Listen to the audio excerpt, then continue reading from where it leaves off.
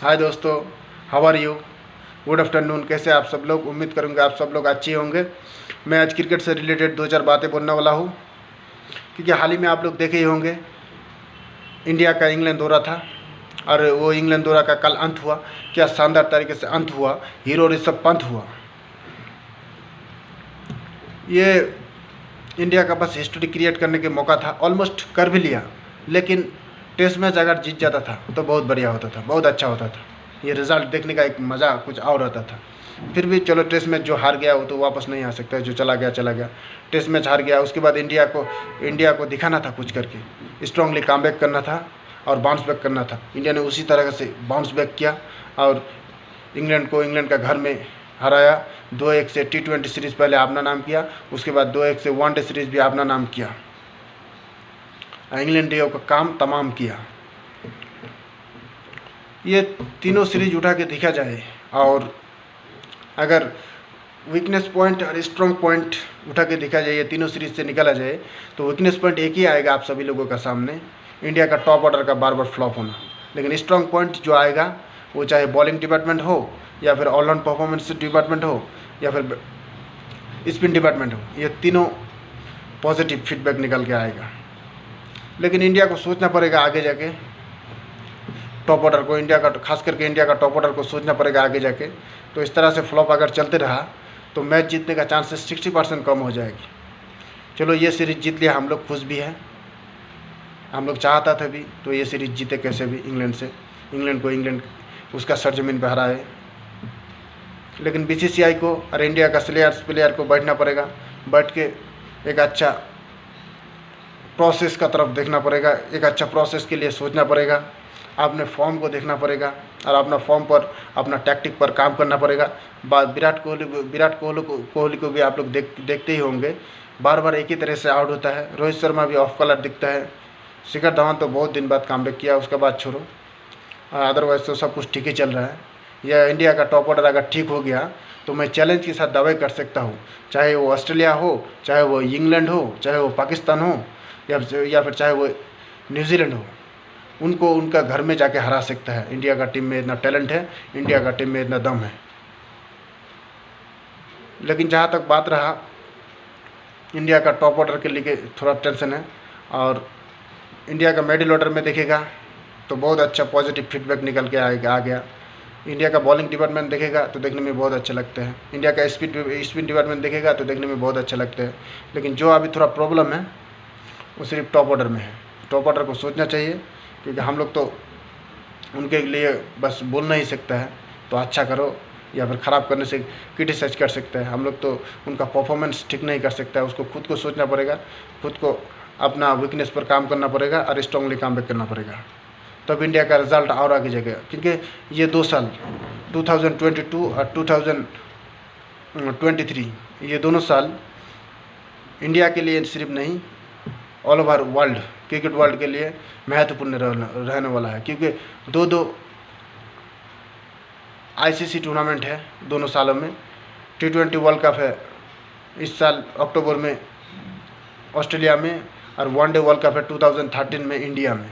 तो ये दोनों साल में अगर परफॉर्मेंस अच्छा करते जाएगा, आपका वीकनेस पर काम करते जाएगा, तो इंडिया T20 वर्ल्ड कप भी जीत सकता है, मैं दावे के साथ कह सकता हूँ, और वनडे वर्ल्ड कप भी जीत सकता है। इसके लिए सोचना पड़ेगा वो लोग को, जो थिंक टैंक है, BCCI है या फिर सीनियर क्रिकेटर्स, कैप्टन, सबको सोचना पड़ेगा एक अच्छा प्रोसेस के लिए। खास करके वर्ल्ड कप को सामने रखते हुए अभी से सोचना पड़ेगा और अभी से परफॉर्मेंस करते जाना पड़ेगा, कंटिन्यूटी बजाय रखना पड़ेगा। कंटिन्यूटी रहेगा तो आगे जाके अच्छा होगा। इंडिया T20 वर्ल्ड कप भी जीत सकता है और वनडे वर्ल्ड कप भी जीत सकता है, मैं दावे के साथ कह सकता हूँ। इंडिया में टैलेंट का कमी नहीं है, लेकिन टैलेंट को सही जगह में इस्तेमाल करना चाहिए, टैलेंट को रिएक्टिफाई करना चाहिए, टैलेंट को अपॉर्चुनिटीज़ देना चाहिए, और उनसे उनका जो काम बनता है वो लेना चाहिए, वो फ़र्ज़ बनता है। तो मेरे तरफ से इतना ही बोलने वाला था। बस ऋषभ पंत ऐसा ही प्लेयर है, उसको ऐसे ही छोड़ दो, वो कुछ ना कुछ करेगा। हार्दिक पांड्या ले जब से गुजरात का कैप्टन बना, IPL से उनका कलर ही बदल गया, वो बहुत अच्छा दिखता है, बॉलिंग में हो या फिर बैटिंग में हो।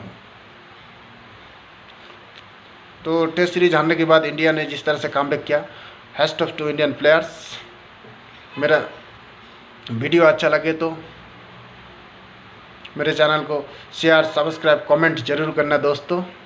ओके बाय, टेक केयर, अच्छा से रहो, आबाद रहो, खुश रहो। इनकलाब जिंदाबाद। मिलते हैं अगले वीडियो में। Bye bye. हाय दोस्तों, गुड आफ्टरनून। कैसे आप सब लोग? उम्मीद करूंगा आप सब लोग अच्छे होंगे। आज मैं क्रिकेट से रिलेटेड 2-4 बातें बोलने वाला हूँ आप लोग को, क्योंकि इंडिया का इंग्लैंड दौरा था। इंग्लैंड दौरा देखा ही होगा। इंग्लैंड दौरा का कल अंत हुआ इंग्लैंड दौरा का, और एक रीशेड्यूल पहले टेस्ट मैच था। वो रीशेड्यूल टेस्ट मैच इंग्लैंड ने ड्रॉ कराया। इंग्लैंड बहुत अच्छा खेला, लेकिन इंडिया ने भी अच्छा खेला, लेकिन इंडिया का टॉप ऑर्डर डिसअपॉइंटेड किया था वहाँ पर। इसलिए वो सीरीज़ हम तो हारे नहीं, लेकिन ड्रॉ हो गया। पिछले 15 साल बाद मौका था इंग्लैंड में टेस्ट सीरीज जीतने के लिए, इंडिया को हिस्टोरिकल विन के लिए, लेकिन नहीं कर पाया।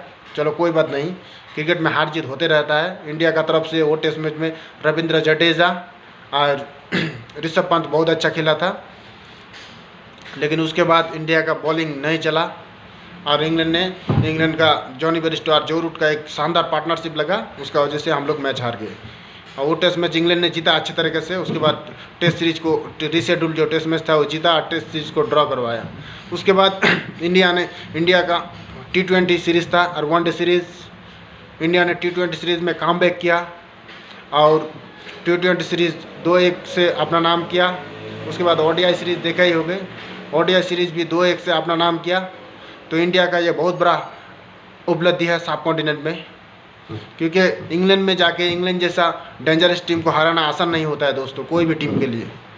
और जहाँ तक बात रहा है ये वनडे सीरीज़ और T20 सीरीज़ देख के मेरे को मज़ा आया खास करके, क्योंकि ये वनडे सीरीज़ और ये T20 सीरीज़ से बहुत सारे पॉजिटिव फीडबैक आया, वो मैं आप लोग को सुनाने वाला हूँ।